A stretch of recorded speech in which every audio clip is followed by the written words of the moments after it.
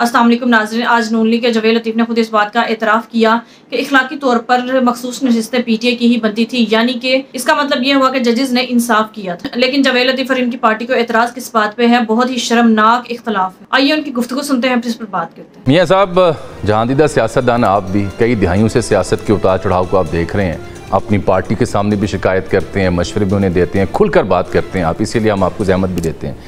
ये जो ख्वाजा साहब कह रहे हैं गैर यकीनी की सी सूरत हाल है, अगर एक ज़िम्मेदार वज़ीर ये बयान देगा तो उसका मतलब क्या होगा? क्यों है गैर यकीनी और काहे की गैर यकीनी? बात ठीक है कि इस तरह इस वक्त ना सिर्फ सियासी बहरान है बल्कि माशी बहरान भी है, आइनी बहरान भी है, और ये सारे बहरान जो हैं हम ख़ुद पैदा करने वाले हैं। मतलब बात यह है कि फिर आप मुतासर होंगे मकबूल फ़ैसलों से, फिर आप मुतासर होंगे किसी की मकबूलियत से, फिर आप मुतासर होंगे कि लोग क्या सुनना चाहते हैं। आपके सामने भी कत्ल हुआ हो खुदा न खास्ता, मगर जब आप फ़ैसला करने की स्टेज पे आते हैं, जब आपके हाथ में इंसाफ का तराजू होता है, तो फिर आप ये नहीं देखते कि मैं देख रहा था, फिर ये होता है कि मुझे शहादतें हैं या मेरा सामने अब मुझे बसात एहतराम मियां साहब, मुझे ये लगता है बसात एहतराम बड़ी नाक़िसी राय है कि मुझे लगता है कि चाहे वज़ीर दिफा हूँ या उस दिन जो तारड़ साहब ने प्रेस कॉन्फ्रेंस की, शायद उन्होंने उस वक्त तक वो शॉर्ट ऑर्डर नहीं पढ़ा था, क्योंकि एक जज की बात होती, 2 की, 3 की, 4 की, 5 की, तो खासी हद तक आप लोगों के इशारे थे। लेकिन ओवरवेलमिंग मेजॉरिटी जब ये फैसला दे 11-2 का और 8-5 का, तो वो फिर ये मंतक समझ नहीं आती जो आप बयान कर रहे हैं। और उसमें खुद चीफ जस्टिस साहब मंदुखेल साहब के नोट को सेकंड कर रहे हूँ, और जो आप ये प्ली लेते हैं कि पीटीआई नहीं थी, कंवल शोजब के वकील वहाँ कौन थे? कंवल शोजब पीटीआई की नुमाइंदगी कर रही थी, सलमान अकरम राजा वहाँ पीटीआई की जानब से वकील थे, और जो उन्होंने शॉर्ट ऑर्डर में जो डिटेल्स लिखी कि किन वजूहात की बुनियाद पे ये फैसला किया गया है, हुकूमत को उसके ऊपर बात करनी चाहिए, उसके ऊपर रिव्यू लेके जाना चाहिए। नहीं एक सेकंड, बजाय इसके कि आप पॉलिटिकली जी प्लीज़ नहीं रुक जाएं, मैं अर्ज़ करता हूँ। तो फिर मुझे ये बताएं किसको हक ये पहुँचता है कि वो ये कहे कि आप दूसरा बयान हल्फी दे दें कि मैं पहले जामी साहब के साथ था, अब मैं जावेद के साथ हो गया हूँ। मियाँ साहब, ये तो फिर एक अदालती मुबाहिसा हो जाएगा ना मेरा और आपका। अगर आपकी यही मंतक दुरुस्त हो तो अगर मैं बिलफर्ज अगर आपकी मंतक बिलफर्ज मान लूँ, तो इसी मंतक के तहत वो कौन सा ज़ाब्ता है कि जो मखसूस नशिस्तें ख़ास जमात को मिलनी चाहिए उसे देने की बजाय पीपल्स पार्टी को, नून लीग को, JUI फे को दे दी जाए? ये कौन सा ज़ाब्ता है? हाँ, ये बात आप दुरुस्त कह रहे हैं।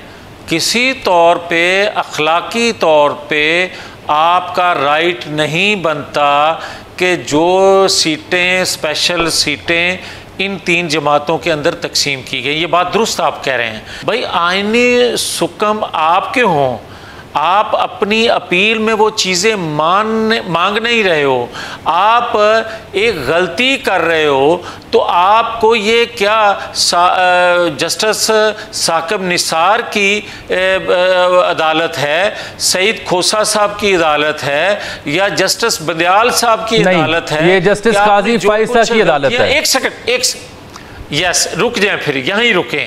मैं ये कैसे मान लूँ कि बशमूल चीफ जस्टिस 11-2 और 8-5 से अक्सरियती फैसले को आप कह रहे हैं कि ये मकबूलियत से मुतासिर शुदा है, बशमूल चीफ जस्टिस? नहीं, एक सेकंड, मैं को कहना चाहता था, जो आपने कोट किया था ख्वाजा आसफ साहब को, आपने कहा था कि आज एक आइनी बहरान पैदा हो चुका है, एक ऐसी ख्वाजा साहब कह रहे हैं कि मुल्क, ये आपने जो क्लिप सुनाया ख्वाजा साहब के बारे, ठीक है। फिर आप मुझे ये कहने की इजाज़त दें कि पाकिस्तान के अंदर तमाम अदारों में सियासत हो रही है। मियाँ साहब मैंने तो खैर आपसे और मौजूद पे बात भी करनी है, ये लंबा हो जाएगा मौजू। आइनी बहरान हुजूर तब पैदा होता है जब आप आइन और कानून के ऊपर अमल दरामद से इज्तनाब करें, سپریم کورٹ نے ایک فیصلہ دیا ہے, الیکشن کمیشن کہہ رہا ہے ہم اس پہ عمل درآمد کریں گے, آپ عمل درآمد ہونے دیں یا ریویو میں جائیں, جو کہ آپ جا رہے ہیں. جب آپ سپریم کورٹ کے فیصلوں پر عمل درآمد نہیں کریں گے تو آئینی بحران پیدا ہوگا نا, کیونکہ آپ آئین کے مطابق جو تشریح کی گئی, جو فیصلہ سنایا گیا ہے, بحران تو پیدا ہوتا ہے جب آپ فیصلوں پر عمل نہیں کرتے. فیصلے پر عمل کر لیں, بحران ختم ہو جائے گا. نہیں, آپ دونوں باتیں درست کہہ رہے ہیں کہ جب آپ فیصلوں پہ عمل درآمد نہیں کرتے تب بحران پیدا ہوتا ہے, جب آپ آئین کی غلط تشریح کرتے ہیں, کسی کی ضرورت کے تحت کرتے ہیں, تب بحران پیدا ہوتا ہے. کسی نے میاں صاحب آپ مجھے ایک بات بتائیں نا, کیا پی ٹی آئی پر بین لگنا چاہیے؟ دیکھیں جامی صاحب, کسی بھی سیاسی جماعت کو بین کرنا غلط ہے, ٹھیک, اس سے ریاست کو نقصان پہنچتا ہے, بالکل ٹھیک. مگر مجھے یہ بتائیں کہ کیا تحریک انصاف کو آپ یہ اجازت کھلی چھٹی دیں گے کہ وہ آئین قانون کو بھی نہ مانے؟ اور یہ سلسلہ ایک دن نہیں, میاں صاحب اس سے جڑا ایک اور سوال آپ کی خدمت میں, ایک سوال اور آپ کی خدمت میں. آپ کی جو الائے ہے پاکستان پیپلز پارٹی, آج اس سے مشاورت ہو رہی ہے, اتنی اہم پریس کانفرنس طارڑ صاحب کر رہے ہیں اور اتحادیوں کو آن بورڈ کیے بغیر کر رہے ہیں, آج جا کے ان کو سمجھانا پڑ رہا ہے اور وہ بھی شکوہ کر رہے ہیں کہ یہ فیصلے ان کے کانسیکوینسز ہو سکتے ہیں. یہ درست پولیٹیکل اسٹریٹجی ہے؟ بالکل نہیں ہے, بالکل اتحادیوں کو پہلے آن بورڈ لینا چاہیے. ایک آخری سوال آپ سے, یہ فرمائیں کہ ایک عالمی ادارہ جو فچ ہے وہ کہہ رہا ہے 18 ماہ کی حکومت ہے, خواجہ صاحب کہہ رہے ہیں آئینی بحران ہے, ٹیکنوکریٹس کی بات بھی وہ کر رہے ہیں, آپ بھی دور اندیش ہیں, آپ کو لگتا ہے کہ کچھ گڑبڑ ہونے جا رہی ہے؟